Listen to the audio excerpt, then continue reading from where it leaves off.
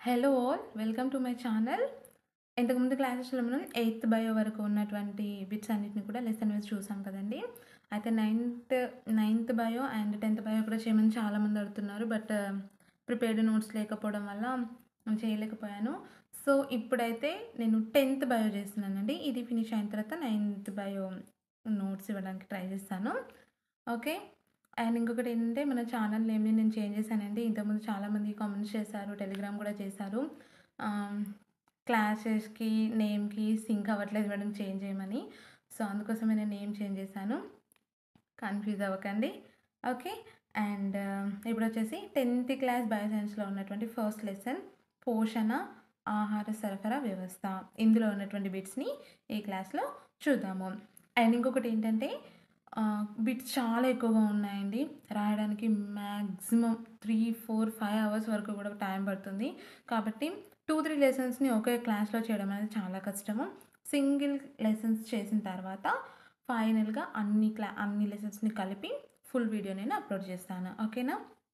And video చూసాక మీకు గనుక ఈ క్లాస్ నచ్చినట్లయితే లైక్ చేసి, షేర్ చేసి, మీ సజెషన్స్‌ని, ఒపీనియన్స్‌ని నాకు కామెంట్ బాక్స్‌లో తెలియజేయడం అస్సలు మర్చిపోకండి. ఓకేనా?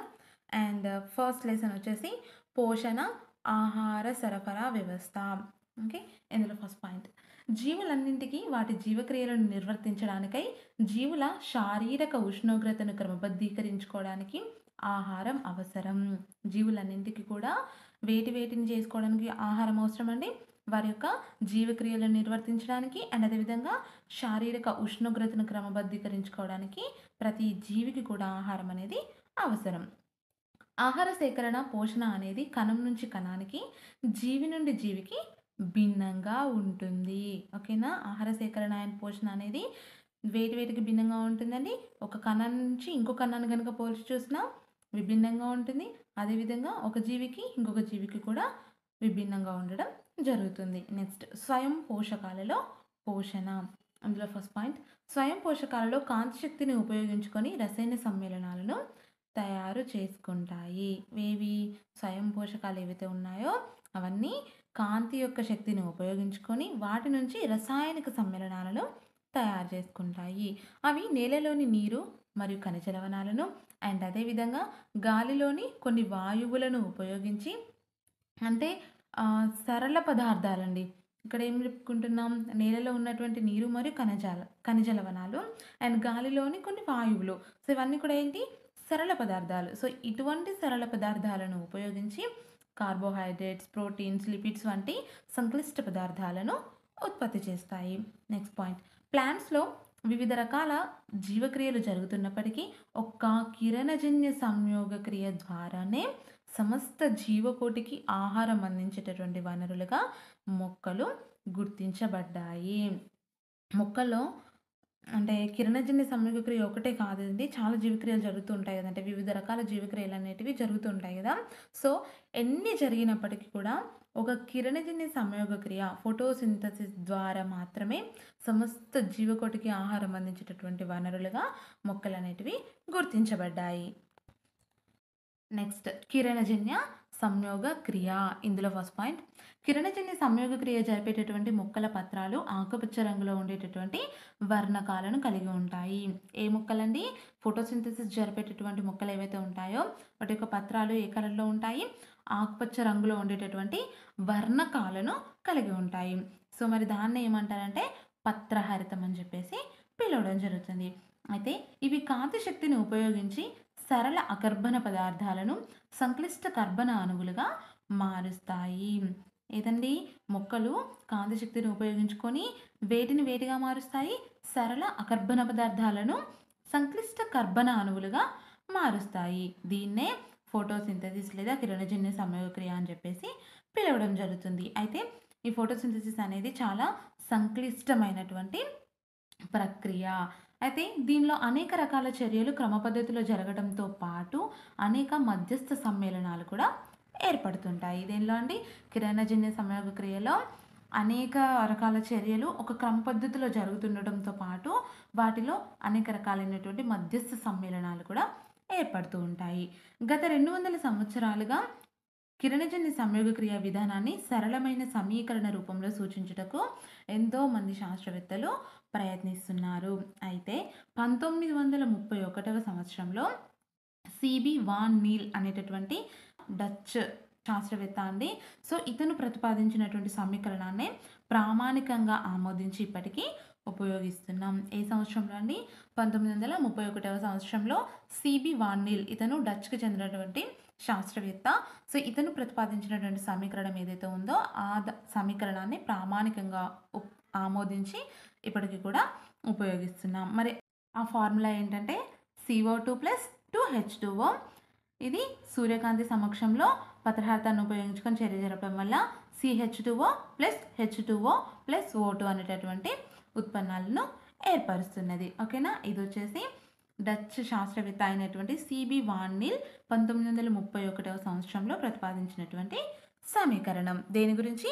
కిరణజన్య సంయోగ క్రియకు సంబంధించినటువంటిది. Next point, Van Niel purple sulphur బ్యాక్టీరియాలపై పరిశోధన చేస్తూ కిరణజన్య సంయోగ క్రియలో కాంతి పాత్రను కనుగొనడం జరిగింది. ఎవరు? వాన్ నీల్. ఇతని ఏ దేశానికి చెందినటువంటి శాస్త్రవేత్త అండి? డచ్ శాస్త్రవేత్త. అతను ఏం కనుగొన్నాడు? పర్పుల్ సల్ఫర్ బ్యాక్టీరియాలపైన పరిశోధన చేస్తూ కిరణజన్య సంయోగ క్రియలో కాంతి పాత్రను కనుగొన్నాడు.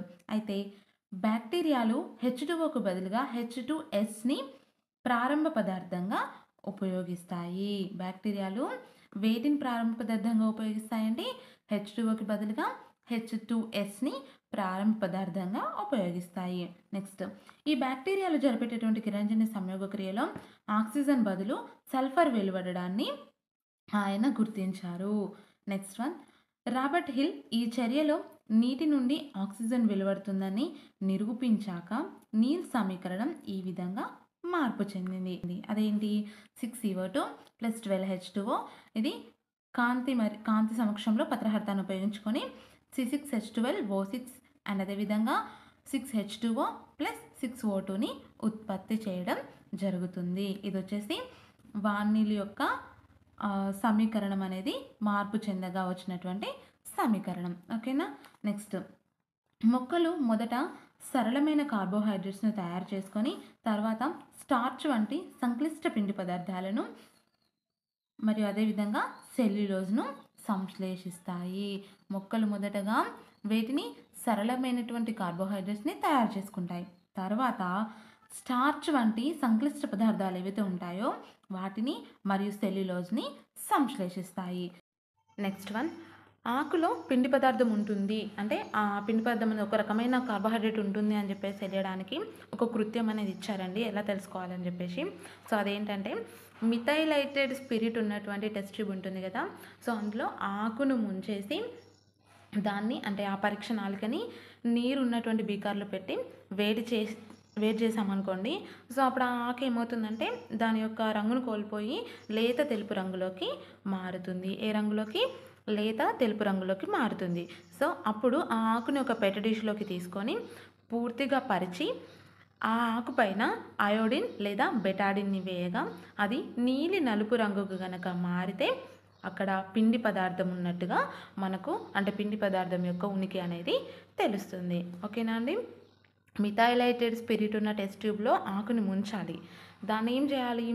అదే పరీక్ష నాళికను తీసుకొని నీరున్నటువంటి బీకార్లో పెట్టి వేడి చేయాలి. అప్పుడు ఏమవుతుందంటే ఆకు తన యొక్క రంగును కోల్పోయి లేత తెలుపు రంగులోకి మారుతుంది. అప్పుడు పెట్టి డిష్లో ఆకుని పూర్తిగా పరిచి దానిపైన అయోడిన్ లేదా బెటాడిన్ వేసినప్పుడు అక్కడ నీలి నలుపు రంగు కనుక మారినట్లయితే అందులో పిండి పదార్థం ఉన్నట్టుగా మనకు తెలుస్తుంది. ఇది వచ్చేసి ఆకులు పిండి పదార్థం అని చెప్పేసి ఇచ్చినటువంటి ఒక కృత్యము. నెక్స్ట్ పాయింట్, మొక్క బరువు పెరగడంలో నీరు ప్రధాన పాత్రను వహిస్తుందని వాన్ హెల్మెంట్ చేసినటువంటి ప్రయోగాల ద్వారా జరిగిన పరిశోధనలు కిరణజన్య సంయోగ క్రియ ద్వారా మొక్క బరువు పెరుగుతుందనే విషయాన్ని తెలిపాయి. నెక్స్ట్ పాయింట్, ఆకుపచ్చని మొక్కల పెరుగుదలలో గాలి ప్రధాన పాత్ర వహిస్తుందని చెప్పేసి జోసెఫ్ ఫ్రిస్లీ. ఎవరు? జోసెఫ్ ఫ్రిస్లీ ఆకుపచ్చని మొక్కలు వాటి యొక్క పెరుగుదలలో గాలి కూడా ప్రధాన పాత్ర వహిస్తుందని చెప్పేసి తెలపడం జరిగింది. మరి ఇతని యొక్క కాలం ఏంటండి 1733 టు 1804. మరి ఏ సంవత్సరంలో తెలిపారు అంటే 1770వ సంవత్సరంలో జోసెఫ్ ప్రిస్లీ ఆకుపచ్చని మొక్కల పెరుగుదలలో గాలి కూడా ప్రధాన పాత్ర వహిస్తుందని చెప్పేసి చెప్పడం జరిగింది. నెక్స్ట్ 1774లో జోసెఫ్ ప్రిస్లీ కనుగొన్నటువంటి వాయువుకు 1775లో లెవోయిజర్ ఆక్సిజన్ అని నామకరణం చేయడం జరిగింది. ఓకేనా. ఏ సంవత్సరంలో 1774లో ఎవరు కనుగొన్న వాయువుకి, జోసెఫ్ ప్రిస్లీ కనుగొన్నటువంటి వాయువుకి ఆక్సిజన్ అని నామకరణం చేసింది ఎవరు, లెవోయిజర్. మరి ఏ ఇయర్లో అంటే 1775లో.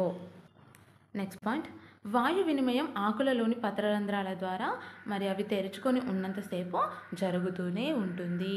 ఆకులో మొక్కల్లో వాయు వినిమయం ఎలా జరుగుతుందండి, ఆకుల్లో ఉన్నటువంటి పత్రరంధ్రాలు ఉంటాయి కదా వాటి ద్వారా, అండ్ అవి ఎంతసేపు తెరుచుకొని ఉంటే అంతసేపు అది వాయు వినిమయం అనేది జరుగుతూనే ఉంటుంది. నెక్స్ట్ పాయింట్, అంతేకాకుండా కాండం వేర్లలో ఉండేటటువంటి స్పంజి కణజాలం ద్వారా కూడా వాయు వినిమయం అనేది జరుగుతుంది. ఆకుల్లోని పత్రరంధ్రాలు తెరుచుకొని ఉన్నంతసేపే కాకుండా కాండము వేర్లలో ఉండేటటువంటి స్పంజి కణజాలం ద్వారా కూడా వాయు వినిమయం అనేది జరుగుతుంది. మొక్కలను చీకటిలో ఉంచడం వలన ఆకులోని పిండి పదార్థం అనేది తొలగించబడుతుంది. నెక్స్ట్ ఇక్కడ మోల్స్ అర్ధపత్ర ప్రయోగం ఇచ్చారండి. ఆ ప్రయోగం ఏంటంటే ఫస్ట్ ఆఫ్ ఆల్ మనం ఒక పాయింట్ తెలుసుకోవాలి ఏంటంటే పొటాషియం హైడ్రాక్సైడ్కి కార్బన్ డైఆక్సైడ్ని పీల్చేటటువంటి గుణం ఉంటుంది. దేనికి, పొటాషియం హైడ్రాక్సైడ్కి. సో అలా మోల్స్ అర్ధపత్ర ప్రయోగం ద్వారా కిరణజన్య సంయోగ క్రియకి కార్బన్ డైఆక్సైడ్ అవసరం అనేటటువంటి విషయం మనం తెలుసుకోవచ్చు. దేని ద్వారా, మోల్స్ అర్ధపత్ర ప్రయోగం ద్వారా. KOHకి కార్బన్ డైఆక్సైడ్ని పీల్చే గుణం ఉంటుంది. సో ఈ KOHని మోల్స్ అర్ధపత్ర ప్రయోగంలో మనం ఉపయోగించి కిరణజన్య సంయోగ క్రియకు కార్బన్ డైఆక్సైడ్ అవసరం అనేటటువంటి విషయాన్ని తెలుసుకోవచ్చును. ఓకేనా. మోల్స్ అర్ధపత్ర ప్రయోగం ఇక్కడ నేను ఎలా చేస్తారో రాలేదండి, బట్ చెప్తాను. ఫస్ట్ ఏం చేయాలనంటే ఒక నిలువుగా చీల్చబడినటువంటి రబ్బర్ బిరడా ఉంటుంది కదా, ఆ బిరడా ఉన్నటువంటి సీసాని తీసుకోవాలి. సో అందులో ఏం చేయాలనంటే మొక్క నుంచి వేరు చేయకుండా ఒక ఆకుని సగభాగము దానిలోకి చొప్పించాలి. అండ్ ఆ గాజు సీసా ఏదైతే ఉంటుందో అందులో పొటాషియం హైడ్రాక్సైడ్ని కొంతవరకు నింపాలి. సో దీన్ని ఇలా పెట్టిన తర్వాత పూర్తి మొక్కను కూడా సూర్యరశ్మిలో కాసేపు ఉంచిన తర్వాత అక్కడ ఆకుని సీసా లోపల నుంచి తీసేసి మనం దానిపైన అయోడిన్ లేదా బెటాడిన్ వేసి పిండి పదార్థ ప్రయోగం అనేది చేయాలి. సో అట్లా చేసినప్పుడు ఆ ఆకు ఏదైతే ఉంటుందో మనం సగభాగం సీసా లోపల ఉంచాం కదండి, ఆ సీసా లోపల ఉంచినటువంటి భాగంలో నీలి రంగు పదార్థం అనేది అంటే నీలి రంగులోకి మారదు అయోడిన్ వేసినప్పుడు. ఎందుకంటే కార్బన్ డైఆక్సైడ్ని పీల్చేటటువంటి గుణము పొటాషియం హైడ్రాక్సైడ్కి ఉంటుంది. సో ఏదైతే మనం సీసా లోపల ఉంచామో ఆ అర్ధ భాగంలో పిండి పదార్థం అనేది ఏర్పడదు. కానీ సీసా బయట ఉన్నటువంటి పత్రంకి మాత్రము మనం వేసినటువంటి అయోడిన్ వల్ల నీలి రంగులోకి మారి అక్కడ పిండి పదార్థం ఉందని చెప్పేసి మనం తెలుసుకోవచ్చు. సో ఈ విధంగా పొటాషియం హైడ్రాక్సైడ్ని ఉపయోగించి మోల్స్ అర్ధపత్ర ప్రయోగం ద్వారా కిరణజన్య సంయోగ క్రియలో కార్బన్ డైఆక్సైడ్ అవసరం అని చెప్పేసి తెలుసుకోవచ్చును. ఓకేనా. ఇది వచ్చేసి మోల్స్ అర్ధపత్ర ప్రయోగం. నెక్స్ట్, ఆక్సిజన్ పరమాణువు కార్బన్ లేదా హైడ్రోజన్ పరమాణువుతో సంయోగం చెందడం వలన కార్బన్ డైఆక్సైడ్ లేదా నీరు ఏర్పడినప్పుడు శక్తి విడుదలవుతుంది. నెక్స్ట్, డచ్ శాస్త్రవేత్త అయినటువంటి జాన్ ఇంజన్హౌస్ 1779వ సంవత్సరంలో కాంతి సమక్షంలోనే మొక్కలు ఆక్సిజన్ ఏర్పరుస్తాయని చెప్పేసి తెలుసుకున్నాడు. ఎవరు? డచ్ శాస్త్రవేత్త జాన్ ఇంజన్హౌస్. ఏ సంవత్సరంలో అండి? 1779వ సంవత్సరంలో కాంతి సమక్షంలోనే మొక్కలు ఆక్సిజన్ ఏర్పరుస్తాయని చెప్పేసి తెలుసుకున్నాడు. నెక్స్ట్, ఎంగిల్మెన్ అనేటటువంటి శాస్త్రవేత్త శైవలాల సమూహాలపై రెయిన్బోలో కనబడేటటువంటి రంగుల వంటి వివిధ రంగుల కాంతులను సోకే విధంగా చేసినప్పుడు మరియు ఆక్సిజన్ ఉత్తేజిత బ్యాక్టీరియాలపై ప్రకాశవంతమైనటువంటి ఎరుపు మరియు నీలిరంగు కాంతిని ప్రసరింపజేసినప్పుడు అవి గుంపులుగా ఏర్పడటం గమనించాడు. ఎవరు? ఎంగిల్మెన్. వేటిపై ప్రయోగాలు చేశారండి? శైవలాల సమూహాలపై. నెక్స్ట్, అయితే ఇలా గమనించడం వల్ల మొక్కల్లో వివిధ రకాల రంగులతో కూడిన వర్ణద్రవ్యాల గురించి కాంతిశక్తి వినియోగంలో వాటి యొక్క పాత్ర గురించి అవగాహన చేసుకోవడానికి ఈ ఎంగిల్మన్ చేసినటువంటి శైవలాల సమూహాలపై చేసినటువంటి ప్రయోగాలు మనకు తోడ్పడ్డాయి. Next point, Ingenhousz. ఇతను మొక్కల్లోని ఆకుపచ్చ భాగంలో మాత్రమే కిరణజన్య సంయోగక్రియ జరుగుతుందని ప్రతిపాదించాడు. ఇక్కడ చూడండి, జాన్ ఇంజన్ హౌస్ అనేటటువంటి శాస్త్రవేత్తనేమో 1779 సంవత్సరంలో కాంతి సమక్షంలో మొక్కలు ఆక్సిజన్ ఏర్పరుస్తాయని తెలుసుకున్నాడు. తర్వాత ఎంగిల్మన్ శైవలాల సమూహాలపై అంటే ఇంద్రధనుసులో ఉండేటటువంటి రంగుల వంటి వివిధ రంగుల కాంతులు సోకే విధంగా చేసినప్పుడు ఉత్తేజిత ఆక్సిజన్ ఉత్తేజిత బ్యాక్టీరియాలపై ప్రకాశవంతమైనటువంటి ఎరుపు మరియు నీలిరంగు కాంతిని ప్రసరింపజేసినప్పుడు గుంపులుగా ఏర్పడడం గమనించాడు. సో దీనివల్ల మనకు మొక్కల్లో వివిధ రకాల రంగులతో కూడిన వర్ణద్రవ్యాల గురించి, కాంతిశక్తి వినియోగంలో వాటి పాత్రను గురించి అవగాహన చేసుకోవడానికి తోడ్పడింది. అండ్ అదేవిధంగా ఇంజన్ హౌస్ మొక్కల్లోని ఆకుపచ్చ భాగంలో మాత్రమే కిరణజన్య సంయోగక్రియ జరుగుతుందని ప్రతిపాదించాడు.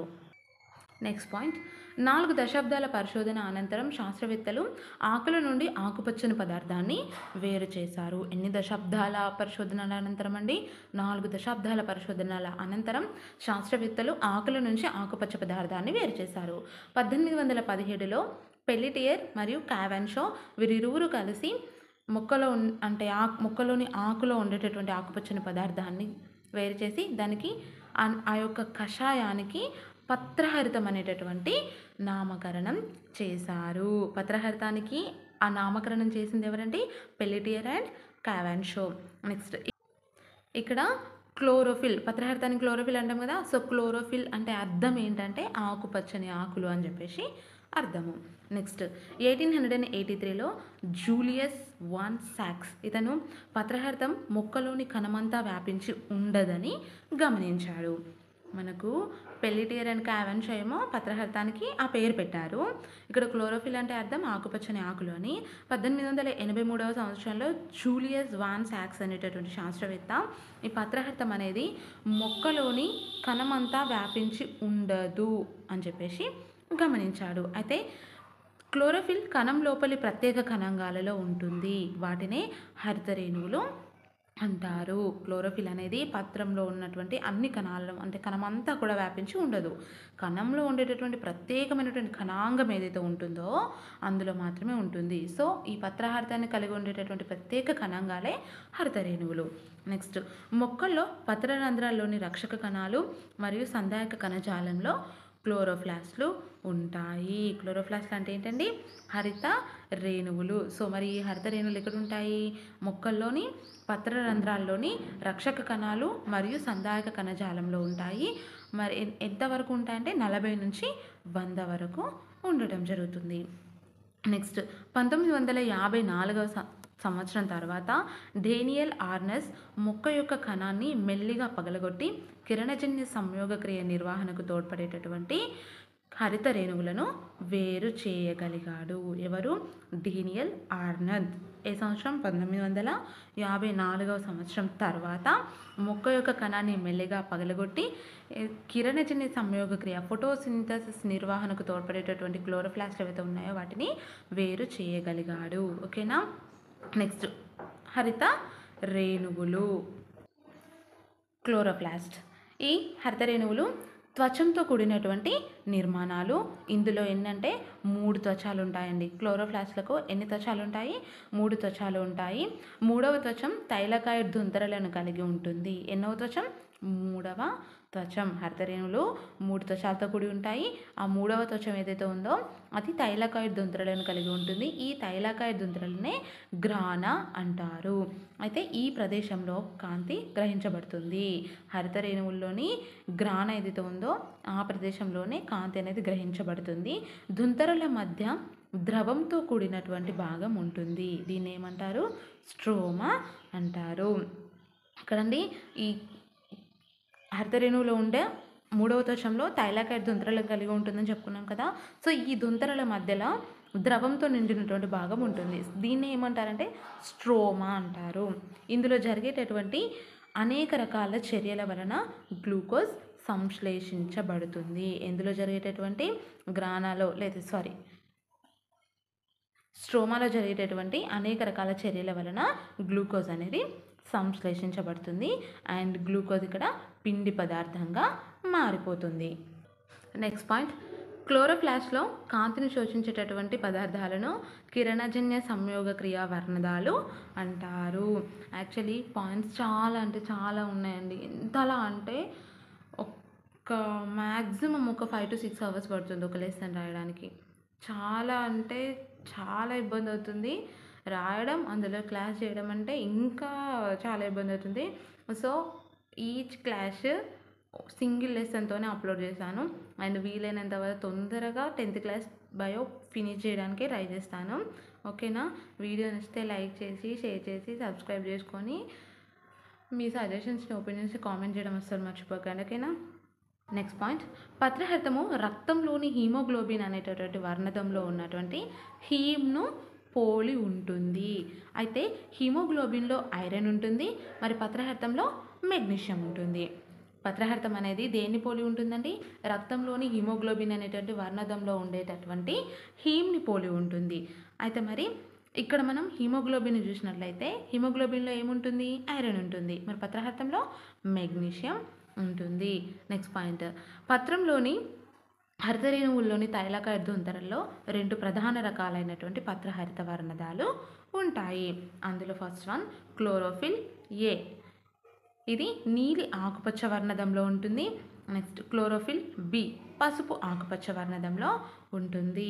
నెక్స్ట్ పాయింట్, ప్రతి గ్రానాలో సుమారు 250 నుంచి 400 వర్ణద అణువులు కలిసి కాంతి శోషణ సముదాయంగా ఏర్పడతాయి. వీటిని కిరణజన్య సంయోగ క్రియా ప్రమాణాలు అంటారు. ప్రతి గ్రానాలో కూడా సుమారు 250 నుంచి 400 వర్ణద అణువులు కలిసి కాంతి శోషణ సముదాయంగా ఏర్పడతాయి కదా.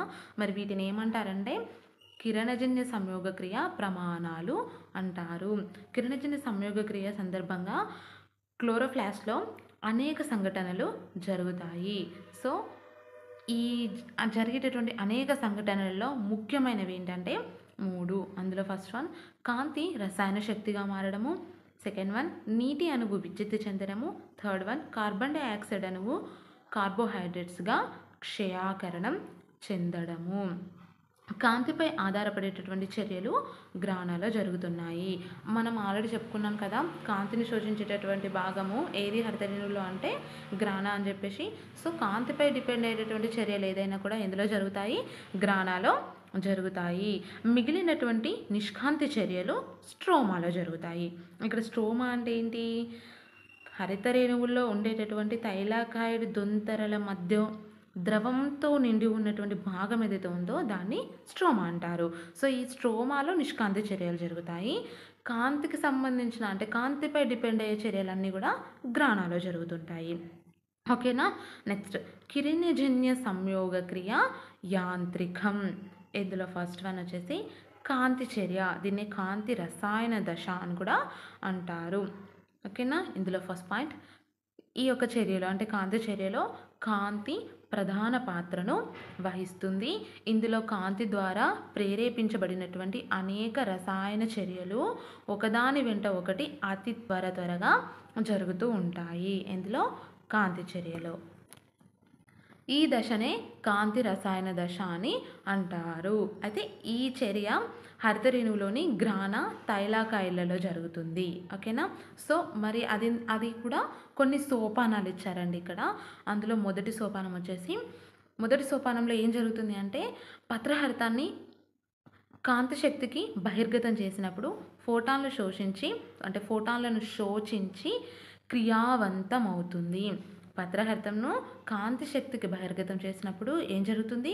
ఫోటాన్లను శోషించి క్రియావంతం అవుతుంది. ఇది మొదటి సోపానం.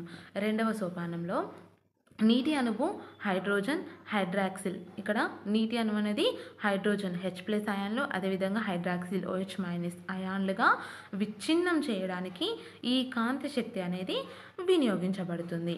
ఓకేనా? నెక్స్ట్ ఇక్కడ సమీకరణం రూపంలో కూడా ఇచ్చారండి. H2O gives rise to H+ OH అయాన్లుగా విచ్ఛిన్నం అనేది చేయడానికి కాంతి శక్తి రెండవ సోపానంలో ఉపయోగించుకోబడుతుంది. సో ఇలా జరిగేటటువంటి ఈ చర్యను ఏమంటారంటే నీటి కాంతి విశ్లేషణ అని చెప్పేసి పిలవడం జరుగుతుంది. ఫోటోలైసిస్ ఆఫ్ వాటర్, నీటి కాంతి విశ్లేషణ అని చెప్పేసి అంటారు. ఇక్కడ ఫోటో అనగా కాంతి, లైసిస్ అనగా విచ్ఛిన్నం చేయడము. ఫోటోలైసిస్ ఆఫ్ వాటర్ అన్నాం కదా, ఇందులో ఫోటో అంటే కాంతి, లైసిస్ అంటే విచ్ఛిన్నం చేయడం అని చెప్పేసి అర్థం. అంటే కాంతి ద్వారా నీటి అణువు విచ్ఛిన్నం చెందడం అన్నమాట. దీని ద్వారా కాంతి ద్వారా నీటి అణువు అనేది విచ్ఛిన్నం చెందడం. అయితే ఈ చర్యను ఎవరు నిరూపించారంటే హిల్ నిరూపించడం వలన దీన్ని హిల్ చర్య అని కూడా పిలవడం జరుగుతుంది. ఓకేనా. నెక్స్ట్ వచ్చేసి 3వ సోపానం. మొదటి సోపానంలో క్లోరోఫిల్ను కాంతి శక్తికి బహిర్గతం చేసినప్పుడు ఫోటాన్లను శోషించి క్రియావంతమవుతుంది. రెండవ సోపానంలో వచ్చేసి నీటి కాంతి విశ్లేషణ అనేది జరుగుతుంది. అయితే 3వ సోపానంలో అత్యంత చర్యాశీలమైనటువంటి నీటి అయాన్లు 2 మార్గాలలో తొందరగా మార్పు చెందుతాయి. ఎన్ని మార్గాల్లో? 2 మార్గాల్లో. ఏవి? అత్యంత చర్యాశీలమైనటువంటి నీటి అయాన్లు 2 మార్గాల్లో తొందరగా మార్పు చెందుతాయి. H+OH- అయాన్లు చర్యలు వివిధ దశల్లో జరుగుతాయి. అయితే H+ అయాన్ నిష్కాంతి చర్యలో క్రమానుగత చర్యల పరంపరలకు లోనవుతుంది. కాంతి చర్యలో ATP మరియు క్షయాకరణం చెందినటువంటి nicotinamide adenine dinucleotide hydrogen ఫాస్ఫేట్లు అంత్య పదార్థాలుగా ఏర్పడతాయి. వీటినే శక్తి గ్రాహకాలు అని చెప్పేసి అంటారు. ఓకేనా. H+ అయాన్లు నిష్కాంతి చర్యలో క్రమానుగత చర్యల యొక్క పరంపరలకు లోనవుతుంది. సో కాంతి చర్యలో ATP మరియు క్షయాకరణం చెందినటువంటి nicotinamide adenine dinucleotide hydrogen ఫాస్ఫేట్లు అనేవి అంత్య పదార్థాలుగా ఏర్పడతాయి. ఇలా ఏర్పడిన అంత్య పదార్థాలను ఏమంటారంటే శక్తి గ్రాహకాలు. ఏమంటారు? శక్తి గ్రాహకాలు, అసిమిలేటరీ పవర్స్ అని చెప్పేసి అంటారు. ఇవి వచ్చేసి కాంతి చర్యలో ఉన్నటువంటి 3 సోపానాలు. నెక్స్ట్ వన్ వచ్చేసి నిష్కాంతి చర్య. కాంతి చర్య గ్రాణాలో జరుగుతుందని చెప్పుకున్నాం కదా, నిష్కాంతి చర్య స్ట్రోమాలో జరుగుతుంది. సో నిష్కాంతి చర్య దీన్నే జీవ సంశ్లేషణ దశ అని కూడా అంటారు. Light independent reaction. ఇందులో ఫస్ట్ పాయింట్, ఈ దశలో చర్యలకు శక్తి అవసరం లేదు. ఇది కాంతి చర్యతో పాటే జరుగుతుంది, కానీ ఈ చర్యలో శక్తి అనేది అవసరం లేదు. 2 చర్యల మధ్య వ్యవధి కొన్ని సెకండ్లలో 1000వ వంతు కంటే కూడా తక్కువగా ఉంటుంది. వేటి మధ్య వ్యవధి? కాంతి చర్య అండ్ నిష్కాంతి చర్యల మధ్య వ్యవధి సెకండ్లో 1000వ వంతు కంటే కూడా తక్కువగా ఉంటుంది. నెక్స్ట్ పాయింట్, కాంతి విశ్లేషణలో ఉత్పత్తి అయినటువంటి H+ అయాన్ను NADP అనేటటువంటి ప్రత్యేక అణువు స్వీకరించి NADPHగా మారుతుంది. నిష్కాంతి చర్యలో NADPH యొక్క H+ అయాన్ కార్బన్ డైఆక్సైడ్తో కలిసి ATP శక్తిని వినియోగించుకొని గ్లూకోజ్ను ఉత్పత్తి చేస్తుంది. ఓకేనా. ఈ సంశ్లేషణలో అనేక మధ్యస్థ పదార్థాలు, ఎంజైమ్లను ఉపయోగించుకుంటూ అనేక సోపానాలలో జరిగి చివరగా పిండి పదార్థంగా మారుతుంది. ఇది వచ్చేసి నిష్కాంతి చర్య. నెక్స్ట్ పరపోషకాలలో పోషణ. అందులో ఫస్ట్ పాయింట్, సూర్యకాంతి సమక్షంలో ఆహారాన్ని తయారు చేసుకునేవి స్వయం పోషకాలు. వేటి సమక్షంలో? సూర్యకాంతి సమక్షంలో ఆహారాన్ని తయారు చేసుకునే వాటిని ఏమంటారు? స్వయం పోషకాలు. మరి సొంతంగా ఆహారాన్ని తయారు చేసుకోలేని వాటిని ఏమంటారంటే పరపోషకాలు. నెక్స్ట్ పాయింట్, ఈస్టులు, కుక్కగొడుగులు మీన్స్ మష్రూమ్స్, రొట్టె బూజులు అంటే బ్రెడ్ మౌల్స్ వంటి జీవులు ఆహారాన్ని శరీరం వెలుపల చిన్న చిన్న అణువులుగా విడగొట్టి శోషిస్తాయి. ఏవేవండి? ఈస్టులు, కుక్కగొడుగులు, రొట్టె బూజులు వంటి జీవులు ఆహారాన్ని శరీరం వెలుపల చిన్న చిన్న అణువులుగా విడగొట్టి శోషిస్తాయి. వీటిని ఏమంటారు? పూతికాహారాలు అని అంటారు. నెక్స్ట్, ఇంకొన్ని రకాల జీవులు అతిథేయ జీవిపై ఆధారపడి దాన్ని చంపకుండా పరాన్న జీవ విధానంలో ఆహారాన్ని సేకరిస్తాయి. దీనికి ఎగ్జాంపుల్గా కస్కుట, పేను, జలగ, బద్దెపురుగు మొదలైనటువంటి జీవులు పరాన్న పోషణను పాటిస్తాయి. నెక్స్ట్, ఏకకణ జీవి అయినటువంటి అమీబాలో ఆహారం శరీరం ఉపరితలం నుంచి సేకరించబడుతుంది. అయితే అమీబా ఆహార సేకరణపై శరీర ఉపరితలం నుంచి వేళ్ళ వంటి మిథ్యాపాదాలను ఏర్పాటు చేసుకుంటుంది. ఇక్కడ ఏం చెప్పుకున్నాం? ఏకకణ జీవి అనే అమీబాలో ఆహారం అనేది శరీర ఉపరితలం నుంచి సేకరించబడుతుందని చెప్పుకున్నాం కదా. సో మరి అది ఎలా జరుగుతుంది అనే దానికి ప్రాసెస్ ఇది. అమీబా ఆహార సేకరణపై శరీర ఉపరితలం నుంచి వేళ్ళ వంటి మిథ్యాపాదాలను ఏర్పాటు చేసుకుంటుంది. సో ఏం చేస్తాయంటే ఆహారం చుట్టూ వ్యాపింపజేసి ఆహార రిక్తికగా మారుస్తుంది. ఇందులో సంక్లిష్ట ఆహార పదార్థాలు సరళ పదార్థాలుగా విడగొట్టబడిన తర్వాత కణద్రవ్యంలోకి వ్యాపనం చెందుతాయి. ఓకేనా? ఇక్కడ ఆహార రిక్తికగా మారుస్తుంది కదండి. సో తర్వాత సంక్లిష్ట ఆహార పదార్థాలు ఏవైతే ఉంటాయో అవి సరళ పదార్థాలుగా విడగొట్టబడతాయి. ఆ తర్వాత అది కణద్రవ్యంలోకి వ్యాపనం చెందుతాయి. ఏకకణ జీవి అయినటువంటి పారామీషియం ఏ ఆకారంలో ఉంటుందండి? కాలిచెప్పు ఆకారంలో ఉంటుంది కదండి. అండ్ అదేవిధంగా ఇది ప్రత్యేక స్థానం నుంచి ఆహారాన్ని గ్రహించి శరీరం అంతా వ్యాపించినటువంటి శైలికల కదలిక వలన ఆహారం ప్రత్యేక స్థానాన్ని చేరుకుంటుంది. దేనిలో? పారామీషియంలో. సో అక్కడి నుంచి శరీరం లోపలికి వెళ్తుంది.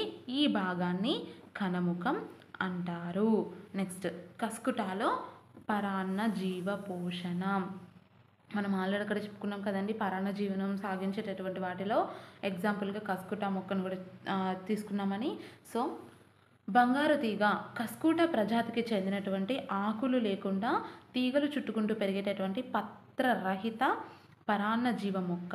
ఇది కాన్వాల్యులేసి కుటుంబానికి చెందింది. ఏది? కస్కుట ప్రజాతికి అండ్ అదేవిధంగా కాన్వాల్యులేసి కుటుంబానికి చెందినటువంటిదే బంగారు తీగ మొక్క. ఇదొక పరాన్న జీవ మొక్క. ఈ ప్రజాతిలో దాదాపు 170 రకాల తీగ మొక్కల జాతులు ప్రపంచవ్యాప్తంగా సమశీతోష్ణ ఉష్ణమండల ప్రాంతాల్లో వ్యాపించి ఉన్నాయి. నెక్స్ట్ పాయింట్, బంగారు తీగ లేదా డాడర్ అని పిలువబడేటటువంటి ఈ మొక్కల్లో పత్రహరితం ఉండదు.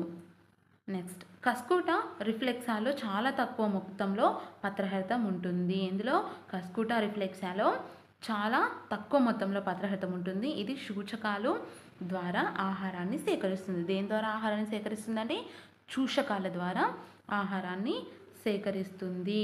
హస్టోరియాలు వేళ్ల మాదిరిగా ఉండి అతిథేయ కణజాలంలోకి చొచ్చుకొని పోతాయి. కొన్నిసార్లు అతిథేయిని కూడా చంపేస్తాయి. ఓకేనా? నెక్స్ట్ డాడర్ కాండం సన్నగా పొడవుగా నారింజ లేత గులాబీ పసుపు లేదా గోధుమ రంగులో కానీ ఉంటుంది. సో ఇక్కడ పత్రాలు సన్నటి పొలుసుల మాదిరి క్షీణించి ఉంటాయి ఇందులో డాడర్లో. నెక్స్ట్ పుష్పాలు బొడుపుల రూపంలో గుంపులుగా ఉంటాయి. పసుపు లేదా తెలుపు రంగులో ఆకర్షణ పత్రాలు ఉండే తమ్మెలు గంట ఆకారంలో సంయుక్త ఆకర్షణ పత్రాలు ఉండటం జరుగుతుంది వీటిలో డాడర్ మొక్కల్లో. నెక్స్ట్ డాడర్ విత్తనం మొలకెత్తినప్పుడు అంటువేరు ఏర్పడుతుంది. డాడర్ విత్తనం మొలకెత్తినప్పుడు ఏం ఏర్పడుతుందండి? అంటువేరు ఏర్పడుతుంది. తర్వాత సన్నని పొడవైన కాండం సర్పిలాకారంలో ఎదుగుతూ అతిథేయి మొక్కను చేరే వరకు పెరుగుతుంది. అయితే అతిథేయి కాండాన్ని పెనవేసుకొని హస్టోరియాలను కాండంలోకి చొప్పిస్తుంది. హస్టోరియాలు అతిథేయి దారువు నుంచి నీటిని మరియు పోషక కణజాలం నుంచి పోషక పదార్థాలను సేకరిస్తాయి. నెక్స్ట్ పాయింట్, డాడర్ కాండం అతిథేయి కాండంతో సంబంధం ఏర్పరచుకోగానే డాడర్ మొక్క యొక్క వేళ్ళు అనేటివి కుళ్ళిపోతాయి. ఓకేనా?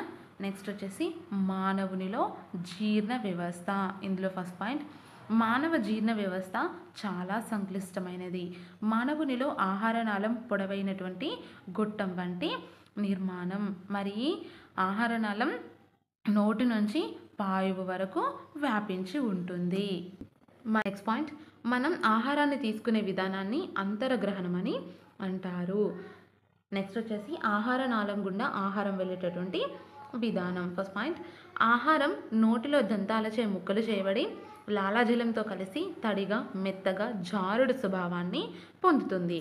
దీన్నే ముద్దగా చేయడం లేదా బోలస్ అని చెప్పేసి అంటారు. నెక్స్ట్ ఆశకుహరంలో ఉండేటటువంటి 3 జతల లాలాజల గ్రంథుల ద్వారా లాలాజలం అనేది స్రవించబడుతుంది. ఇందులో ఆశకుహరంలో ఉండేటటువంటి ఎన్ని జతల లాలాజల గ్రంథుల ద్వారా అంటే 3 జతల లాలాజల గ్రంథుల ద్వారా లాలాజలం అనేది స్రవించబడుతుంది. నెక్స్ట్ వన్, 2 జతల లాలాజల గ్రంథులు వచ్చేసి దవడల ప్రక్కన మరియు నాలుక క్రింద అమరి ఉంటాయి. మనం 3 జతల లాలాజల గ్రంథులు అని చెప్పుకున్నాం కదా. సో అందులో 2 జతలు వచ్చేసి దవడల ప్రక్కన మరియు నాలుక క్రింద అమరి ఉంటే మిగతా 1 జత లాలాజల గ్రంథులు అంగిలిలో అమరి ఉంటాయి. ఇక్కడ అంగిలిలో అమరి ఉంటాయి. నెక్స్ట్ పాయింట్, లాలాజలంలో అమైలేజ్, దీన్ని టయాలిన్ అని కూడా అంటారు. సో లాలాజలంలో అమైలేజ్ అనేటటువంటి ఎంజైమ్ ఉంటుంది. అమైలేజ్ ఎంజైమ్ సంక్లిష్ట కార్బోహైడ్రేట్లను సరళ పదార్థాలుగా మారుస్తుంది. ఏ ఎంజైమ్ అండి? అమైలేజ్ అనేటటువంటి ఎంజైమ్ సంక్లిష్ట కార్బోహైడ్రేట్లను సరళమైన పదార్థాలుగా మారుస్తుంది. నెక్స్ట్, ఎంజైమ్ల సహాయంతో సంక్లిష్ట పదార్థాలు సరళ పదార్థాలుగా విడగొట్టబడి శరీరం శోషించుకోవడానికి అనువుగా మార్చే విధానాన్నే జీర్ణక్రియ అంటారు. జీర్ణక్రియ అంటే ఏంటి? ఎంజైమ్ల సహాయంతో సంక్లిష్ట పదార్థాలు సరళ పదార్థాలుగా విడగొట్టబడి శరీరం శోషించుకోవడానికి అనువుగా మార్చే విధానాన్నే జీర్ణక్రియ అంటారు. నెక్స్ట్, ఆహారాన్ని మిశ్రమంగా చేసి ఆహార నాళంలోని తర్వాత భాగంలోకి నెట్టడానికి నాలుక మరియు కింది దవడ లేదా జంబిక అనేవి ఉపయోగపడతాయి. నెక్స్ట్, ఆహార వాహిక గుండా ప్రయాణిస్తున్నప్పుడు అలలు లేదా తరంగాల మాదిరి ఉండే చలనాన్ని మనం చూడవచ్చును. సో ఇలాంటి చలనాన్నే పెరిస్టాల్టిక్ చలనం అని చెప్పేసి అంటారు. దేన్ని పెరిస్టాల్టిక్ చలనం అంటారండి? ఆహార వాహిక గుండా ప్రయాణిస్తున్నప్పుడు అలలు లేదా తరంగాల మాదిరి ఉండే చలనాన్నే పెరిస్టాల్టిక్ చలనం అని చెప్పేసి అంటారు. నెక్స్ట్, జీర్ణాశయంలో ఆహారం జఠర రసంతో మరియు హైడ్రోక్లోరిక్ యాసిడ్తో కలిసి చిలికినట్లుగా అవుతుంది. ఈ దశలో ఆహారం అనేది అర్ధఘన రూపంలో చిక్కగా ఉంటుంది. ఎక్కడ అండి? జీర్ణాశయంలో ఆహారం ఏమవుతుంది? జఠర రసం మరియు హైడ్రోక్లోరిక్ యాసిడ్తో కలిసి చిలికినట్లుగా తయారవుతుంది. సో మరి ఈ దశలో ఆహారం ఎలా ఉంటుందంటే అర్ధఘన రూపంలో చిక్కగా ఉంటుంది. నెక్స్ట్ పాయింట్, ఆహారంలో ఉండే ప్రోటీన్స్ మరియు కార్బోహైడ్రేట్ల అణువులను చిన్న చిన్న ముక్కలుగా విడగొట్టబడి మెత్తగా చిక్కటి రూపంలోకి మారుతుంది. సో ఇలా మారిందనే ఖైమ్ అని చెప్పేసి పిలుస్తారు. నెక్స్ట్, జీర్ణాశయం చివర ఉండేటటువంటి వలయాకార సంవరణి కండరాలు సడలడం వలన ఆహారం జీర్ణాశయం నుంచి చిన్న పేగులోకి పంపబడుతుంది. జీర్ణాశయంలో ఉన్నటువంటి ఆహారం చిన్న పేగులోకి ఎలా పంపబడుతుందండి? జీర్ణాశయం చివర ఉండేటటువంటి వలయాకార సంవరణి కండరాలు సడలడం వల్ల ఆహారం అనేది జీర్ణాశయం నుంచి చిన్న పేగులోకి పంపబడుతుంది. నెక్స్ట్ పాయింట్, ఆహార నాళంలో అతి పొడవైన భాగము చిన్న పేగు. ఇందులో కార్బోహైడ్రేట్స్, ప్రోటీన్స్, అదేవిధంగా లిపిడ్స్ జీర్ణక్రియ అనేది పూర్తవుతుంది. ఎక్కడండి? చిన్న ప్రేగులో. మరి ఆహార నాళంలో అతి పొడవైన భాగము చిన్న ప్రేగు. నెక్స్ట్, ఈ చర్యలో కాలేయం, క్రోమగ్రంథుల నుంచి వెలువడేటటువంటి జీర్ణరసాలు ఉపయోగపడతాయి. నెక్స్ట్, ఏ చర్యలో? చిన్న ప్రేగులో కార్బోహైడ్రేట్స్, ప్రోటీన్స్, లిపిడ్స్ అనేటివి జీర్ణక్రియ పూర్తవుతుందని చెప్పుకున్నాం కదా. సో ఈ చర్యలో కాలేయము అండ్ అదేవిధంగా ఇందులో క్రోమగ్రంథుల నుంచి వెలువడేటటువంటి జీర్ణరసాలు ఏవైతే ఉంటాయో అవి ఇక్కడ ఉపయోగపడతాయి. నెక్స్ట్, ఈ గ్రంథుల స్రావాలు చిన్న ప్రేగులో క్షారస్థితి కల్పించుటకు దోహదపడతాయి. కాలేయం మరియు క్రోమగ్రంథుల నుంచి వెలువడేటటువంటి స్రావాలు ఏవైతే ఉన్నాయో అవి చిన్న ప్రేగులో క్షారస్థితిని కల్పించుటకు దోహదపడతాయి. కాలేయం ద్వారా విడుదలయ్యేటటువంటి పైత్యరసం కొవ్వు పదార్థాలను జీర్ణం చేసి చిన్న చిన్న రేణువులుగా మార్చడం జరుగుతుంది. సో దీన్నే ఎమ్మెల్సీకరణం అని చెప్పేసి అంటారు. ఎమ్మెల్సీకరణం అని దేన్ని అంటారండి? కాలేయం నుంచి విడుదలయ్యేటటువంటి పైత్యరసం ఉంటుంది కదా, అది క్రొవ్వు పదార్థాలను జీర్ణం చేసి చిన్న చిన్న రేణువులుగా మారుస్తుంది. సో ఇలా మార్చడాన్ని ఎమ్మెల్సీకరణం అని చెప్పేసి అంటారు. నెక్స్ట్, క్లోమరసంలోని ట్రిప్సిన్ ప్రోటీన్లను, లైపేస్ క్రొవ్వులను జీర్ణం చేస్తాయి. వేటిలోనిది? క్లోమరసంలోని ట్రిప్సిన్ అనేటటువంటి ఎంజైమ్ ఏమో ప్రోటీన్లని, లైపేస్ అనేటటువంటి ఎంజైమ్ ఏమో క్రొవ్వులను జీర్ణం చేస్తాయి. చిన్న ప్రేగుల గోడలు ఆంత్రరసాన్ని స్రవిస్తాయి. ఆంత్రరసాన్ని స్రవించేటివి వేటి గోడలు? చిన్న ప్రేగుల గోడలు ఆంత్రరసాన్ని స్రవిస్తాయి. మరి క్లోమరసంలోని ఉండేటటువంటి ట్రిప్సిన్ అనే ఎంజైమ్ వేటిని జీర్ణం చేస్తాయి? ప్రోటీన్లను.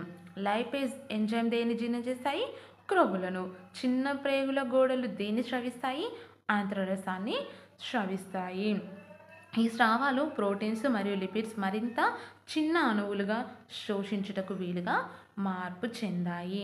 నెక్స్ట్, కార్బోహైడ్రేట్స్ నోటిలో కొంతవరకు మాత్రమే జీర్ణమవుతాయి.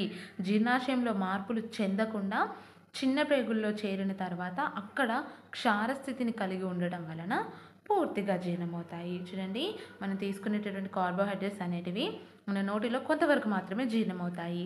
అయితే అవి మిగతా అంటే పూర్తిగా అందులో జీర్ణాశయంలో కార్బోహైడ్రేట్స్ అనేటివి మార్పులు చెందకుండా చిన్న ప్రేగులోకి ఎప్పుడైతే చేరుకుంటాయో అప్పుడు అవి అక్కడ ఉన్నటువంటి క్షారస్థితి వలన పూర్తిగా జీర్ణమవుతాయి. మరి ఆహారం అనేది జీర్ణాశయం నుంచి చిన్న ప్రేగులోకి ఎలా పంపబడుతుంది అంటే, ఇంతకుముందు చెప్పుకున్నాం కదా, జీర్ణాశయం చివరలో ఉండేటటువంటి వలయాకార సంవరణి కండరాలు ఏవైతే ఉంటాయో అవి సడలడం వలన ఆహారం అనేది జీర్ణాశయం నుంచి చిన్న ప్రేగులోకి పంపబడుతుంది. ఈ బాక్స్ వచ్చేసి జీర్ణక్రియ ఎంజైమ్లు అండి. సో నేను ఇది నోట్బుక్లో రాయలేదు, ఎందుకంటే బాక్స్ యాజ్ ఇట్ ఈస్గా చెప్పుకోవడమే కదా, కాబట్టి మాడిఫై చేసేది ఏం లేదని చెప్పేసి రాయలేదు, టెక్స్ట్ బుక్లోనే చెప్తున్నాను. అక్కడ బాక్స్ని క్లియర్గా చూడండి. ఎంజైమ్ లేదా పదార్థము, గ్రంథి అండ్ స్రవించే ప్రదేశము, అందులో జీర్ణరసాలు, అది వేటిపైన చర్య జరుపుతుంది, అండ్ అదేవిధంగా ఉత్పన్నం అంటే అంత్యంగా ఉత్పన్నమైనటువంటి పదార్థం ఏంటి. ఫస్ట్ వచ్చేసి టయాలిన్, ఇది వచ్చేసి లాలాజల అమైలేస్. ఇది లాలాజల గ్రంథుల నుంచి ఆశగృహంలో స్రవించడం జరుగుతుంది. అండ్ ఇందులో ఉండేటటువంటిది జీర్ణరసం ఏంటంటే లాలాజలము. ఇది వేటిపైన చర్య జరుపుతుంది, కార్బోహైడ్రేట్స్ పైన. చివరగా ఏముత్పత్తి అవుతుంది, మాల్టోజ్. సెకండ్ వన్ వచ్చేసి పెప్సిన్, ఇది జఠర గ్రంథుల నుంచి జీర్ణాశయంలో స్రవించబడుతుంది. ఇందులో ఉండేటటువంటి జీర్ణరసం జఠర రసము, ఇది ప్రోటీన్స్ పైన చర్య జరుపుతుంది. సో పెప్సిన్ ప్రోటీన్స్ పైన చర్య జరపడం వల్ల అంత్య ఉత్పన్నంగా పెప్టోన్స్ ఏర్పడతాయి. నెక్స్ట్ వచ్చేసి పైత్య రసము, ఇది ఇందులో ఎంజైమ్స్ అనేవి ఉండవు. ఏ గ్రంథి స్రవిస్తుందంటే కాలేయము. అండ్ అదేవిధంగా ఎక్కడ స్రవించబడుతుందంటే ఆంత్రమూలంలో. ఇందులో ఉండేటటువంటి జీర్ణరసాలు పైత్య రసము వేటిపైన చర్య జరుపుతుందంటే క్రొవ్వులపైన చర్య జరుపుతుంది. చివరగా ఏర్పడే ఉత్పన్నం ఏంటి అంటే కొవ్వుల ఎమల్సీకరణ, అంటే కొవ్వులను చిన్న చిన్న రేణువులుగా మార్చడం. మనం ఆల్రెడీ ఈ పాయింట్ని ఇంతకుముందు ఎక్స్ప్లెయిన్ చేసుకున్నామండి ఎమల్సీకరణం గురించి. నెక్స్ట్ అమైలేజ్, ఇది క్లోమగ్రంథి ఆంత్రమూలంలో స్రవిస్తుంది. అదేవిధంగా ఇందులో క్లోమరసం అనే జీర్ణరసం ఉంటుంది. ఇది కార్బోహైడ్రేట్స్ పైన చర్య జరుపుతుంది. చివరిగా ఏర్పడేటటువంటి పదార్థం వచ్చేసి మాల్టోజ్. నెక్స్ట్ వచ్చేసి ట్రిప్సిన్. ఇక్కడ మనం ఒకటి అబ్జర్వ్ చేయాలండి, అమైలేజ్, ట్రిప్సిన్, లైపేజ్ ఈ మూడు కూడా క్లోమగ్రంథి వలన ఆంత్రమూలంలో స్రవించబడతాయి. సో మరి ఈ మూడింట్లో ఉండేటటువంటి జీర్ణరసం కూడా క్లోమరసమే. బట్ ఇక్కడ ఏంటంటే అమైలేజ్ ఏమో కార్బోహైడ్రేట్స్ పైన చర్య జరిపి మాల్టోజ్ని ఉత్పత్తి చేస్తుంది. ట్రిప్సిన్ ప్రోటీన్స్ పైన చర్య జరిపి పెప్టోన్స్ని ఉత్పత్తి చేస్తుంది. చివరగా లైపేజ్ వచ్చేసి క్రొవ్వుల పైన చర్య జరిపి కొవ్వు ఆమ్లాలను మరియు గ్లిజరాల్ని అంత్య ఉత్పన్నంగా ఏర్పడడం జరుగుతుంది. నెక్స్ట్ వచ్చేసి పెప్టిడేజెస్. సో ఇది ఆంత్రగ్రంథులు చిన్న ప్రేగులో స్రవిస్తాయి. అండ్ అదేవిధంగా ఇందులో ఉండేటటువంటి జీర్ణరసం వచ్చేసి ఆంత్రరసము. ఇది వేటిపైన చర్య జరుపుతుంది అంటే పెప్టైడ్స్. పెప్టిడేజెస్ అనేవి పెప్టైడ్స్ పైన చర్య జరిపి అమైనో ఆమ్లాలని ఏర్పరుస్తాయి. అండ్ లాస్ట్ వన్ వచ్చేసి సుక్రేజ్, ఇది కూడా ఆంత్రగ్రంథుల్లో చిన్న ప్రేగులో స్రవించడం జరుగుతుంది. నెక్స్ట్ వచ్చేసి ఇందులో ఉండేటటువంటి జీర్ణరసం కూడా ఆంత్రరసమే. అండ్ ఇది వేటిపైన చర్య జరుపుతుంది అంటే సుక్రోజ్, దీనిపైన చర్య జరిపి దాన్ని గ్లూకోజ్గా మార్చడం జరుగుతుంది. ఇది వచ్చేసి జీర్ణక్రియ ఎంజైమ్లకు సంబంధించినటువంటి బాక్స్. నెక్స్ట్ పాయింట్, జీర్ణమైన అంత్య పదార్థాలు ప్రేగు నుండి రక్తంలోకి చిన్న ప్రేగు గోడల ద్వారా రవాణా కావడాన్నే శోషణ అని చెప్పేసి అంటారు. జీర్ణమైనటువంటి అంత్య పదార్థాలు ఉంటాయి కదండి, అవి ప్రేగు నుంచి ఎక్కడికి రవాణా అవుతాయంటే రక్తంలోకి కదా. సో మరి దేని ద్వారా అంటే చిన్న ప్రేగు గోడల ద్వారా రవాణా అవుతాయి. సో ఇలా రవాణా కావడాన్నే శోషణ అని చెప్పేసి అంటారు. చిన్న ప్రేగు గోడల్లో చిన్న వేళ్ళ మాదిరిగా ఉండేటటువంటి నిర్మాణాలను మనం చూడవచ్చండి. సో ఆ నిర్మాణాలనే సూక్ష్మ చూషకాలు అని చెప్పేసి అంటారు. అయితే చిన్న ప్రేగు యొక్క ఉపరితల వైశాల్యాన్ని పెంచడంలో ఇవి తోడ్పడతాయి. ఇవి సూక్ష్మ చూషకాలు దేని యొక్క ఉపరితల వైశాల్యాన్ని పెంచుతాయండి, చిన్న ప్రేగు యొక్క ఉపరితల వైశాల్యాన్ని పెంచుతాయి. సో శోషణ సామర్థ్యం అనేది పెరుగుతుంది. నెక్స్ట్ రక్తనాళాలు మరియు లింఫ్ గ్రంథులు సూక్ష్మ చూషకాలతో కలిసి వల అంటే జాలాకారంగా ఏర్పడడం జరుగుతుంది. ఏవి? రక్తనాళాలు మరియు లింఫ్ గ్రంథులు సూక్ష్మ చూషకాలతో కలిసి ఏ విధంగా ఏర్పడతాయి? వల లేదా జాలాకారంగా ఏర్పడడం జరుగుతుంది. జీర్ణమైనటువంటి ఆహారం అధిక మొత్తంలో రక్తం ద్వారా శరీరంలోకి ఇతర భాగాలకు తీసుకువెళ్ళడానికి దోహదపడేవి చిన్న ప్రేగుల గోడలు. ఓకేనా? దేనికి తోడ్పడతాయండి చిన్న ప్రేగుల గోడలు? జీర్ణమైనటువంటి ఆహారం అధిక మొత్తంలో రక్తం ద్వారా శరీరంలోని ఇతర భాగాలకు తీసుకువెళ్ళడానికి దోహదపడేవే చిన్న ప్రేగు గోడలు. నెక్స్ట్ పాయింట్, జీర్ణం కాని మిగిలినటువంటి ఆహార పదార్థం పెద్ద ప్రేగుల్లోకి పంపబడుతుంది. జీర్ణమైనటువంటి ఆహారం అధిక మొత్తంలో రక్తంలోకి పంపించబడితే జీర్ణం కాకుండా మిగిలిన ఆహార పదార్థం ఏదైతే ఉందో అది పెద్ద ప్రేగులోకి పంపబడుతుంది. చివరగా వ్యర్థాలు పాయువు ద్వారా బయటకి నెట్టబడతాయి. నెక్స్ట్ వచ్చేసి పాయువు ఆహార వాహిక యొక్క చివరి భాగము. మనం ఆల్రెడీ ఫస్టే చెప్పుకున్నాం కదండి, ఆహార నాళం అనేది నోటి నుంచి పాయువు వరకు కూడా విస్తరించి ఉంటుందని చెప్పేసి. నెక్స్ట్ పాయువు ఆహార వాహిక యొక్క చివరి భాగం. పాయువు ద్వారా జీర్ణం కాని వ్యర్థాలను తొలగించడాన్నే మల విసర్జన అని చెప్పేసి అంటారు. ఇక్కడ మానవ జీర్ణ వ్యవస్థకు సంబంధించి ఒక చార్ట్ లాగా ఇచ్చారండి. అదేంటంటే నోటి ద్వారా ప్రారంభమయ్యి పాయు ద్వారా అంతమవుతుంది కదా. సో అలా ఆహారం అనేది మన నోటి ద్వారా తీసుకొని అది ఆశకుహరానికి, ఆశకుహరం నుంచి గ్రసనికి, గ్రసన నుంచి ఆహార వాహిక ద్వారా జీర్ణాశయాన్ని చేరుతుంది. సో జీర్ణాశయం నుంచి ఆంత్రమూలం. ఇక్కడ కాలేయం ఏమో పైత్యరసాన్ని, క్లోమగ్రంథి ఏమో క్లోమరసాన్ని ఆంత్రమూలంలో విడుదల చేయడం జరుగుతుంది. నెక్స్ట్ చిన్న ప్రేగులోకి, చిన్న ప్రేగు నుంచి పెద్ద ప్రేగులోకి, తర్వాత పురీషనాళం, తర్వాత పాయువు. ఇది వచ్చేసి మన జీర్ణ వ్యవస్థ యొక్క మానవ జీర్ణ వ్యవస్థకు సంబంధించినటువంటి వరుస క్రమం. ఓకేనా? నెక్స్ట్ పాయింట్, జీర్ణాశయం నుంచి అనవసరమైన హానికరమైన పదార్థాలను తొలగించుకోవడానికి మన శరీరం పాటించేటటువంటి ప్రక్రియనే వాంతి అంటారు. అయితే అజీర్తి కలగకుండా ఆరోగ్యంగా ఉండాలంటే తీసుకోవాల్సిన జాగ్రత్తలు అని చెప్పేసి ఇక్కడ కొన్ని ఇచ్చారండి. అవేంటంటే సాధారణమైన సమతుల ఆహారాన్ని తినడము, మెల్లగా ప్రశాంతంగా తినడము, ఆహారాన్ని బాగా నమిలి తినడము, తిన్న వెంటనే వ్యాయామం వంటి పనులు చేయకపోవడము, నెక్స్ట్ సరిపడినంత నీరు త్రాగాలి, క్రమబద్ధంగా మల విసర్జన జరిగేలా చూడాలి. నెక్స్ట్ జీర్ణాశయం ఆంత్రమూలంలో ఏర్పడిన పుండ్లు అజీర్తికి ప్రధాన కారణము. ఇక్కడ జీర్ణాశయము ఆంత్రమూలంలో ఏర్పడేటటువంటి పుండ్లు ఏవైతే ఉంటాయో అవి మనలో కలిగేటటువంటి అజీర్తికి ప్రధాన కారణము. నెక్స్ట్ పాయింట్, మనం తినేటటువంటి ఆహారంలో ఒకటి లేదా అంతకన్నా ఎక్కువ పోషక పదార్థాలు తగిన పాలలో లేకపోవడాన్నే పోషకాహార లోపం అని చెప్పేసి అంటారు. పోషకాహార లోపం అంటే ఏంటంటారండి, మనం తీసుకునేటటువంటి ఆహారంలో ఒకటి లేదా అంతకంటే ఎక్కువ పోషక పదార్థాలు తగిన పాలలో లేకపోవడము, దాన్నే పోషకాహార లోపం అని అంటారు. అయితే పోషకాహార లోపాన్ని 3 రకాలుగా వర్గీకరించవచ్చు. అవి ఏంటంటే ప్రోటీన్ సంబంధిత పోషకాహార లోపం, కెలోరీ పరమైన పోషకాహార లోపం, థర్డ్ వన్ వచ్చేసి పోషక విలువలు లేని ఆహారం తీసుకోవడం. ఓకేనా? అయితే ఈ పై 3 కారణాల వల్ల కూడా కొన్ని వ్యాధులు రావచ్చు. మరి అలా వచ్చేటటువంటి వ్యాధులు ఏంటో ఇప్పుడు చూద్దాము. ఫస్ట్ వన్ వచ్చేసి క్వాషియోకర్. ఈ క్వాషియోకర్ అనేటటువంటి వ్యాధి ప్రోటీన్ లోపం వల్ల కలుగుతుంది. అండ్ ఈ క్వాషియోకర్ వ్యాధి ఉన్న వాళ్ళు శరీరంలో కణాంతర అవకాశాలలో నీరు చేరి శరీరం అంతా కూడా ఉబ్బినట్లుగా కనిపిస్తుంది. ఎవరు? క్వాషియోకర్ వ్యాధి కలిగినటువంటి వాళ్ళలో శరీరం అంతా ఎలా కనిపిస్తుంది? శరీరంలోని కణాంతర అవకాశాలలో నీరు చేరి శరీరం అంతా కూడా ఉబ్బినట్లుగా కనిపిస్తుంది. కండరాల పెరుగుదల చాలా నెమ్మదిగా ఉంటుంది. అండ్ అదేవిధంగా కాళ్ళు, చేతులు, ముఖం ఉబ్బినట్లుగా ఉంటుంది. అండ్ అదేవిధంగా పొడిబారినటువంటి చర్మము మరియు విరేచనాలతో బాధపడుతుంటారు. ఎవరు? క్వాషియోకర్ వ్యాధి కలిగినటువంటి పిల్లలు. Next marasmus. మెరాస్మస్ వ్యాధి ప్రోటీన్, కెలోరీ రెండింటి యొక్క లోపం వల్ల కలుగుతుంది.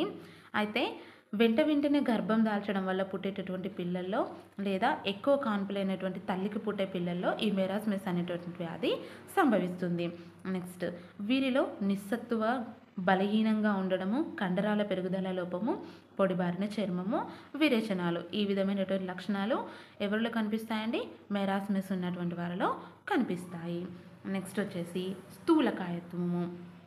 అధిక క్యాలరీలు ఉండేటటువంటి ఆహారాన్ని తీసుకోవడం వల్ల వచ్చేటటువంటి వ్యాధియే ఈ స్థూలకాయత్వం అండి. సో దీంతో బాధపడుతుంటే పిల్లలు భవిష్యత్తులో డయాబెటీస్, గుండె సంబంధిత సమస్యలకు గురయ్యే ప్రమాదం అనేది ఉంటుంది. కాబట్టి జంక్ ఫుడ్ స్థూలకాయత్వానికి దారితీస్తుంది కనుక పిల్లలని జంక్ ఫుడ్కి దూరంగా ఉంచడం మంచిది. నెక్స్ట్ వచ్చేసి విటమిన్ల లోపం వల్ల కలిగేటటువంటి వ్యాధులు. విటమిన్లు జీవ సంబంధిత పదార్థాలు. విటమిన్లు ఏ పదార్థాలండి? జీవ సంబంధిత పదార్థాలు. మన శరీరానికి తక్కువ పరిమాణంలో అవసరమయ్యేటటువంటి సూక్ష్మ పోషకాలే ఈ విటమిన్లు. నెక్స్ట్ ఇవి శరీరంలోనే సంశ్లేషించబడతాయి. ఎక్కడ సంశ్లేషించబడతాయండి విటమిన్లు? శరీరంలో. సాధారణంగా విటమిన్ల లోపానికి గురి కావడం అనేది జరగదు. ఎందుకంటే శరీరం విటమిన్లను పొందడానికి 2 రకాల వనరులను కలిగి ఉంటుంది. ఒకటి ఏంటంటే మనం తినే ఆహారం ద్వారా విటమిన్ల లభ్యత. సెకండ్ వన్, జీర్ణ వ్యవస్థలో ఉండేటటువంటి బ్యాక్టీరియా విటమిన్లను సంశ్లేషించి శరీరానికి అందించడము. కాబట్టి సాధారణంగా విటమిన్ల యొక్క లోపానికి మన శరీరం గురి కావడం అనేది జరగదు. నెక్స్ట్ విటమిన్లు 2 రకాలుగా వర్గీకరించవచ్చును. ఒకటి వచ్చేసి నీటిలో కరిగేది, సెకండ్ వన్ వచ్చేసి కొవ్వుల్లో కరిగేది. నీటిలో కరిగే విటమిన్లు ఏంటి అంటే B complex and vitamin C. ఈ 2 కూడా నీటిలో కరిగే విటమిన్లు. అండ్ అదేవిధంగా కొవ్వుల్లో కరిగే విటమిన్లుగా చెప్పుకునేటివి ఏంటంటే ఏడిఈకే. ఈ 4 విటమిన్స్ కూడా కొవ్వుల్లో కరగడం జరుగుతుంది. అయితే ఈ విటమిన్స్కి సంబంధించినటువంటి ఒక బాక్స్ ఇచ్చారండి, అది మనం డైరెక్ట్ టెక్స్ట్ బుక్ నుంచి చూద్దాము. ఇప్పుడు వచ్చేసి విటమిన్లు, అవి లభించే వనరులు, కలిగే వ్యాధులు, లక్షణాలను ఈ బాక్స్లో చూద్దాము. మనం ఆల్రెడీ చెప్పుకున్నాం కదా, నీటిలో కరిగే విటమిన్లు B complex and C, and కొవ్వులో కరిగే విటమిన్లు ఏడిఈకే అని చెప్పేసి. ఈ బి కాంప్లెక్స్లో thiamine, riboflavin, niacin, pyridoxine, cyanocobalamin, folic acid, pantothenic acid, biotin ఇలాంటివన్నీ కూడా బి కాంప్లెక్స్లో ఉండేటటువంటి విటమిన్స్ అండి. సో అందులో ప్రతి ఒక్క విటమిన్ కూడా ఏ వనరుల్లో లభిస్తుంది, దాని లోపం వల్ల కలిగే వ్యాధి ఏంటి, మరి ఆ లోపం వల్ల ఉండేటువంటి లక్షణాలు ఏంటి అని చెప్పేసి ఇప్పుడు చూద్దాము. ఫస్ట్ వన్ వచ్చేసి థయామిన్. ఇదే విటమిన్ B1 అంటే బి కాంప్లెక్స్లో ఉండేటటువంటి ఒక విటమిన్. సో ఇది లభించేటటువంటి వనరులు ఏంటంటే తృణధాన్యాలు, నూనె గింజలు, కూరగాయలు, పాలు, మాంసం, చేపలు, గుడ్లు. వీటిలో విటమిన్ B1 అనేది లభిస్తుంది. మరి ఈ విటమిన్ B1 లోపం వల్ల కలిగేటటువంటి వ్యాధి బెరిబెరి వ్యాధి. లక్షణాలు వచ్చేసి వాంతులు, మూర్ఛ, ఆకలి లేకపోవడము, శ్వాసలో ఇబ్బందులు అండ్ పక్షవాతం కూడా వచ్చేటటువంటి అవకాశం ఉంటుంది. నెక్స్ట్ వచ్చేసి రిబోఫ్లవిన్ లేదా B2. ఇది పాలు, గుడ్లు, కాలేయం, మూత్రపిండాలు, ఆకుకూరల్లో లభిస్తుంది. దీనివల్ల కలిగేటటువంటి వ్యాధి అంటే దీని యొక్క లోపం వల్ల కలిగే వ్యాధి గ్లాసైటిస్. లక్షణాలు వచ్చేసి నోటిపూత, పెదవుల చివరలు పగలడము, నాలుకపై పుండ్లు, వెలుతురుని చూడలేకపోవడము, పొడిబారిన చర్మము. ఈ లక్షణాలు కనుక మనకు కనిపించినట్లయితే దానికి కారణం ఏంటంటే మన శరీరంలో రిబోఫ్లవిన్ లోపం ఉన్నట్లు. నెక్స్ట్ నియాసిన్, ఇదే B3. ఇది లభించేటటువంటి వనరులు మూత్రపిండాలు, కాలేయం, మాంసం, గుడ్లు, చేపలు, నూనె గింజల్లో నియాసిన్ అనేటటువంటి విటమిన్ లభిస్తుంది. దీని యొక్క లోపం వల్ల పెల్లాగ్ర వ్యాధి కలుగుతుంది. దీని యొక్క లక్షణాలు వచ్చేసి చర్మ వ్యాధులు, నీటి విరేచనాలు, జ్ఞాపక శక్తి తగ్గిపోవడము, చర్మం పొలుసు బారిపోవడం. ఇవి వచ్చేసి విటమిన్ B3 యొక్క లోపం వల్ల కలిగేటటువంటి లక్షణాలు. నెక్స్ట్ పైరడాక్సిన్, ఇది B6. తృణధాన్యాలు, నూనె గింజలు, కూరగాయలు, పాలు, మాంసం, చేపలు, గుడ్లు, కాలేయం. ఈ యొక్క వనరుల నుంచి మనం పైరడాక్సిన్ అనేటటువంటి విటమిన్ని పొందవచ్చును. దీని యొక్క లోపం వల్ల కలిగేటటువంటి వ్యాధి అనీమియా. లక్షణాలు వచ్చేసి వాంతులు, మూర్ఛ. నెక్స్ట్ వచ్చేసి సయానోకోబాలమిన్, ఇదే విటమిన్ B12. ఇది జీర్ణ వ్యవస్థలో ఉండేటటువంటి బ్యాక్టీరియా ఈ సయానోకోబాలమిన్ని సంశ్లేషణ చేయడం జరుగుతుందండి. దీని యొక్క లోపం వల్ల కలిగేటటువంటి వ్యాధులు వచ్చేసి పెర్నిషియస్, అనీమియా. అండ్ దీని యొక్క లక్షణాలు వచ్చేసి నిస్సత్తువ, ఆకలి, మందగించడము. Next folic acid. ఇది కాలేయం, మాంసం, గుడ్లు, పాలు, పండ్లు, తృణధాన్యాలు, ఆకుకూరల్లో లభించడం జరుగుతుంది. దీనివల్ల కలిగేటటువంటి అంటే దీని యొక్క లోపం వల్ల కలిగే వ్యాధి అనీమియా, రక్తహీనత. నెక్స్ట్ లక్షణాలు వచ్చేసి నీటి విరేచనాలు, ల్యూకోసైట్ల సంఖ్య తగ్గిపోవడము, జీర్ణ వ్యవస్థలో శ్లేష్మ సమస్యలు. ఇవి లక్షణాలు. Next pantothenic acid. Pantothenic acid ఎందులో లభిస్తుందంటే చిలకడ దుంపలు, వేరుశెనగ, కూరగాయలు, కాలేయం, మూత్రపిండాలు, గుడ్లు వీటన్నింటిలో కూడా మనం ప్యాంటథెనిక్ యాసిడ్ని పొందవచ్చండి. సో దీనివల్ల లోపం వల్ల కలిగేటటువంటి వ్యాధులు వచ్చేసి పాదాల పగుళ్ళు. లక్షణాలు నడవలేకపోవడము, మడమల నొప్పులు. నెక్స్ట్ బయోటిన్, ఇది పప్పు ధాన్యాలు, గింజలు, కూరగాయలు, కాలేయం, మూత్రపిండాలు, పాలలో లభిస్తుంది. ఏంటి బయోటిన్. దీని యొక్క లోపం వల్ల కలిగేటటువంటి వ్యాధులు వచ్చేసి నాడీ సంబంధిత సమస్యలు అనేవి బయోటిన్ లోపం వల్ల కలుగుతాయి. లక్షణాలను చూసినట్లయితే కండరాల నొప్పులు, అలసిపోవడం, మానసిక వ్యాకులత. నెక్స్ట్ ఆస్కార్బిక్ యాసిడ్, ఇది దేని యొక్క సైంటిఫిక్ నేమ్ అండి? విటమిన్ సి యొక్క సైంటిఫిక్ నేమే ఆస్కార్బిక్ యాసిడ్. సో ఇది ఎందులో లభిస్తుందంటే ఆకుకూరలు, పుల్లని పండ్లు, మొలకెత్తిన గింజలలో మనం విటమిన్ సిని పొందవచ్చును. విటమిన్ సి లోపం వల్ల స్కర్వీ వ్యాధి వస్తుంది. అండ్ విటమిన్ సి లోపం కనుక ఎక్కువగా ఉన్నట్లయితే గాయాలు మానకపోవడం, ఎముకలు విరగడం వంటివి కనిపిస్తాయి. నెక్స్ట్ రెటినాల్, విటమిన్ ఏనే రెటినాల్ అంటారు. సో ఇది ఎందులో లభిస్తుందంటే ఆకుకూరలు, క్యారెట్, టొమాటో, గుమ్మడి, బత్తాయి, మామిడి, మాంసం, చేపలు, గుడ్లు, కాలేయం, పాలు, cod liver oil, shark liver oil, cod liver oil, shark liver oil వీటన్నింటిలో కూడా విటమిన్ ఏ లభిస్తుంది. విటమిన్ ఏ లోపం వల్ల కన్ను మరియు చర్మ సంబంధిత వ్యాధులు అనేటివి వస్తాయి. అండ్ దీనికి లక్షణాలు ఏంటంటే రేచీకటి, చత్వారం, కండ్లు పొడిబారడం, కారడం, చర్మం పొలుసుబారడం, నేత్రపటల సమస్యలు ఇవన్నీ కూడా విటమిన్ ఏ లోపం వల్ల కలుగుతాయి. నెక్స్ట్ కాల్సిఫెరాల్, విటమిన్ డిని కాల్సిఫెరాల్ అంటా అండి. సో ఇవి లభించేటటువంటి వనరులు ఏంటంటే కాలేయం, గుడ్లు, cod liver oil, shark liver oil and ఉదయపు సూర్యకిరణాలు. బిఫోర్ 8 o'clock సూర్యకిరణాలు పొందాలి కదా, అంటే సూర్యకిరణాలు ఏవైతే ఉంటాయో వాటి నుంచి మనం విటమిన్ డిని పొందవచ్చును. దీని యొక్క లోపం వల్ల రికెట్స్ వ్యాధి వస్తుంది. లక్షణాలు ఏంటంటే ఎముకలు సరిగ్గా పెరగకపోవడము, పెలుసు బారడము, దొడ్డి కాళ్ళు, ముంజేతి వాపు, దంత సమస్యలు అనేవి విటమిన్ డి లోపం వల్ల కలుగుతాయి. నెక్స్ట్ టోకోఫెరాల్, టోకోఫెరాల్ ఈ విటమిన్ ఈ యొక్క సైంటిఫిక్ నేమ్ టోకోఫెరాల్ అండి. పండ్లు, కూరగాయలు, మొలకెత్తిన గింజలు, పొద్దుతిరుగుడు నూనె వీటి నుంచి మనం టోకోఫెరాల్ని పొందవచ్చును. మరి ఈ విటమిన్ ఈ లోపం వల్ల కలిగేటటువంటి వ్యాధి ఏంటంటే వంధ్యత్వ సమస్యలు వస్తాయి. పురుషుల్లో వంధ్యత్వం, స్త్రీలలో గర్భస్రావ సమస్యలు అనేటివి దీని యొక్క లక్షణాలు. నెక్స్ట్ ఫిలోక్వినైన్, విటమిన్ కే, ఫిలోక్వినైన్ ఇది వచ్చేసి మాంసం, గుడ్లు, ఆకుకూరలు, పాల నుంచి పొందవచ్చును. కలిగేటటువంటి వ్యాధులు రక్తం గడ్డ కట్టడము. లక్షణాలు ఏంటంటే అధిక రక్తస్రావము, రక్తం గడ్డ కట్టకపోవడము. ఇవి వచ్చేసి విటమిన్లకు సంబంధించినటువంటి బాక్స్ అండి. చాలా లెంతీగా ఉంది టాపిక్ కాబట్టి ఎక్కడైనా ప్రొనౌన్సియేషన్ మిస్టేక్స్ ఉంటే సో ప్లీజ్ అడ్జస్ట్ కాగలరు. అండ్ ఇంతటితో ఫస్ట్ లెసన్ ఫినిష్ అయిపోయిందండి. సెకండ్ లెసన్ వీలైనంత తొందరగానే అప్లోడ్ చేయడానికి ట్రై చేస్తాను. రాయడం చాలా ఇబ్బందిగా ఉందండి. వీలైనంత వరకు నేను 10th బయోని ఫినిష్ చేస్తాను. ఓకేనా? ఈ క్లాస్ కనుక మీకు నచ్చినట్లయితే లైక్ చేసి, షేర్ చేసి, సబ్స్క్రైబ్ చేసుకొని మీ సజెషన్స్ని, ఒపీనియన్స్ని కామెంట్ చేయడం అస్సలు మర్చిపోకండి. ఓకేనా? Thanks for watching.